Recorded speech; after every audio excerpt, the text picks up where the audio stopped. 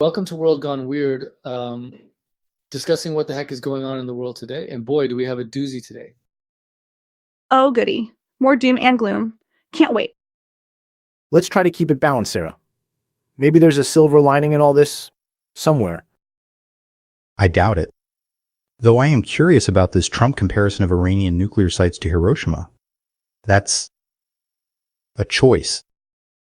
A choice indeed. So the headline for those playing at home is Israel-Iran Live News. Donald Trump likens U.S. strikes on Iran to atomic bombing of Hiroshima. Now, regardless of your political leanings, scientifically speaking, that's a loaded comparison, right? The sheer scale of devastation, the long-term effects. Yeah, and the historical context. Hiroshima was, well, it was a singular horrific event born out of a different kind of war. This feels different. Even if the intent was similar to end a conflict, the optics are just bad. Bad optics? That's like saying a supernova is a bit bright. We're talking about comparing a surgical strike, allegedly, to vaporizing a city. Next, he'll be saying nuking Iran is just like giving them a really aggressive hug. Okay, Sarah, dial it back a notch.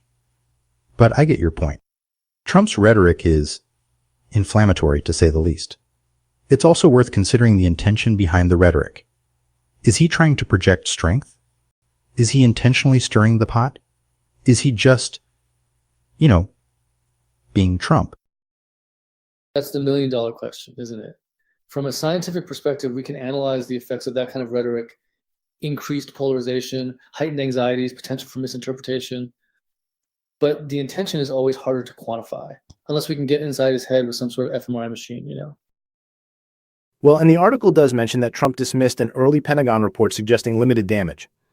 That suggests he's either misinformed, lying, or has access to different information, none of which is particularly comforting. Different information, huh? Maybe he's getting his intel from QAnon now. The uranium was actually relocated by lizard people. It writes itself. Again, Sarah, maybe a little less snark. But seriously, this conflicting information is concerning. Who are we supposed to believe? And what are the long-term implications if the public loses faith in official intelligence assessments? That's a critical point, Jimmy. Erosion of trust in institutions is a huge problem, scientifically speaking. It leads to all sorts of societal dysfunctions, rejection of vaccines, conspiracy theories, political instability. The list goes on. And it feeds into the sense of, well, world gone weird, right?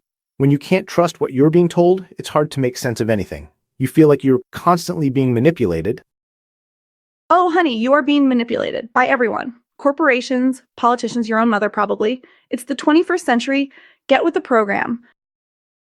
Okay, but even if manipulation is inevitable, that doesn't mean we should just accept it.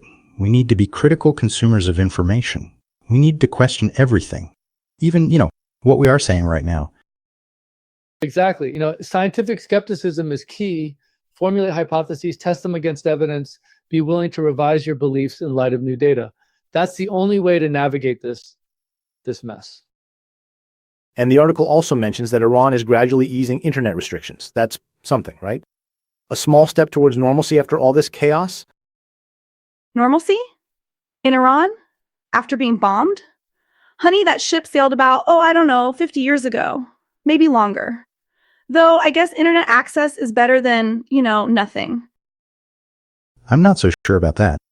Limited internet access, controlled internet access, is that really better than nothing? Or is it just a more subtle form of control? That's a valid point, Jimmy. From a surveillance perspective, limited internet access gives the government a lot more power to monitor and control the flow of information. It's a trade-off between connection and freedom, Right, but you can also see it as them attempting to, defend against outside subversion. It's easy to see how that perspective is viable. Subversion? Oh, please. Everyone's trying to subvert everyone else. It's the new world order. You either subvert or be subverted. Those are the choices. Where is this going? Speaking of, back to the show, are you guys going to do this, or are you going to play footsies under the table? Footsies? Seriously, Sarah? But to your point, it's hard to see the easing of internet restrictions in a positive light while Trump is comparing bombing to Hiroshima. But you have to take into consideration what Iran is being subjected to and how they are working to continue to function under that sort of threat. Speaking of continued strikes, is anyone else concerned about this continued comparison to Hiroshima and Nagasaki? Like, what's the point? Did we win the war? Yes. But like, we haven't found a new way to handle international conflict since. And like, that is even really winning? It seems like they think this is like the only way to win. And if that is true, then are we ever going to win? I agree. Now that there's open discussion of strikes and the threat of the same, what do? Are we just at the will of one guy and his impulses?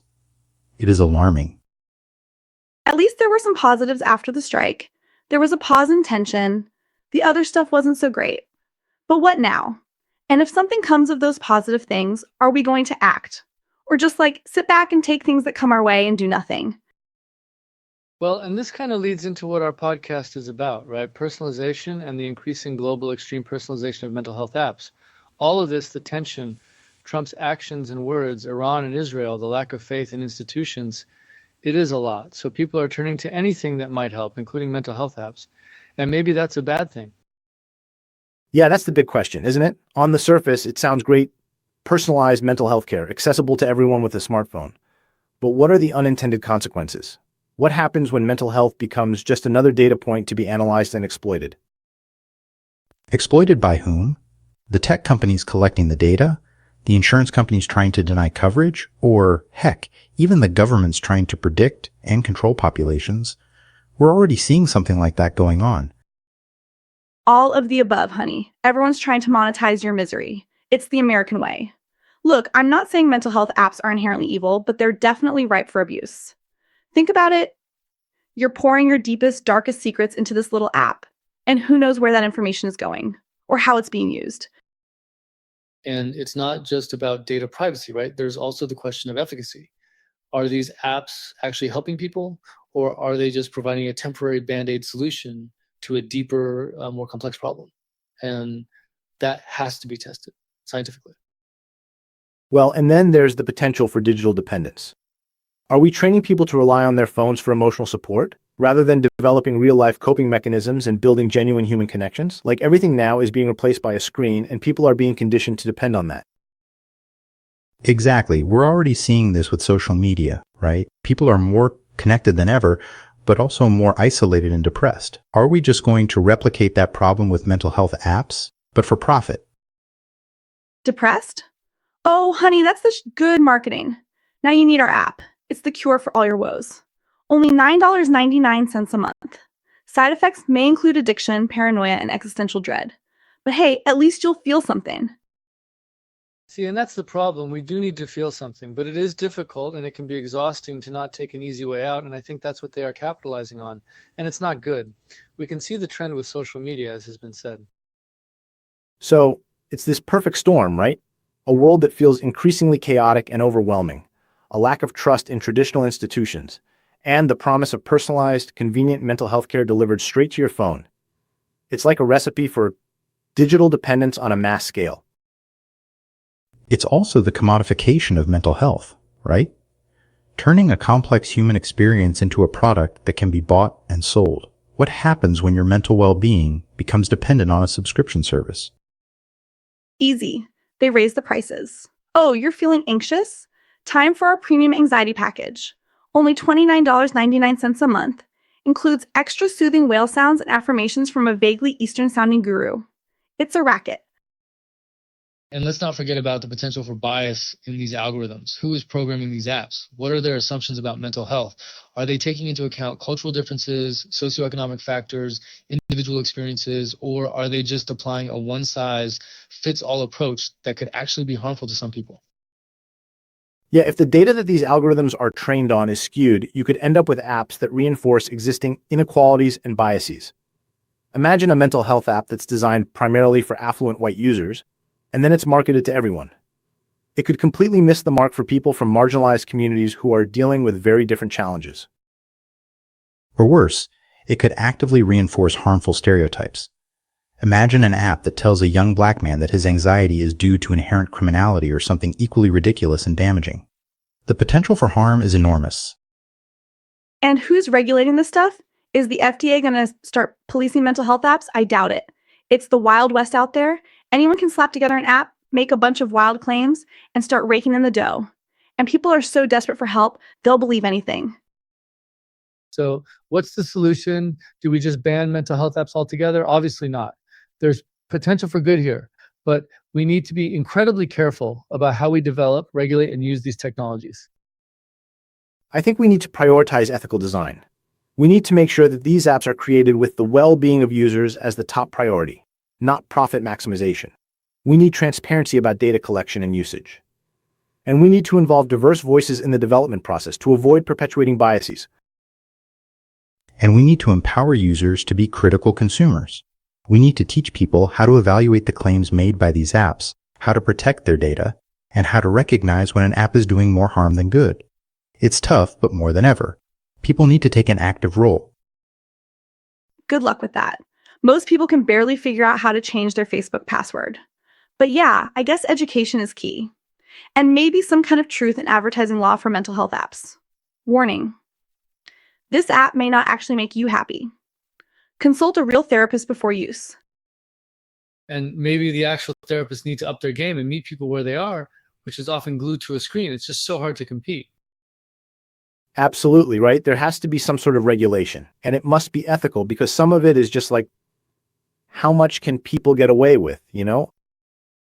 And that's the question. The global scale of the industry is really what's concerning. Sure, something that works for one individual might be all right, but the global personalization is the real issue, right? It's so weird to think of our little world. Is someone in Africa getting the same ad that I am in the USA? Is someone with different means than me getting the same app recommendation? It's just so crazy to think about. And some of these people, in a global sense, don't even have internet. So the means to acquire the skills, to grow, to find better means, all that is just stripped away from people. And it is getting worse. It's true. Everyone everywhere is basically getting the same thing, or being recommended the same thing. And all the local means of support and growth get tossed to the side. And it is just so strange. I don't even know how to feel about this news with Iran and Israel and our own government's take. So I'm going to sign out for now. Thanks, guys. And thank goodness. But I mean, this has been an interesting talk. And with some new points to consider, thanks.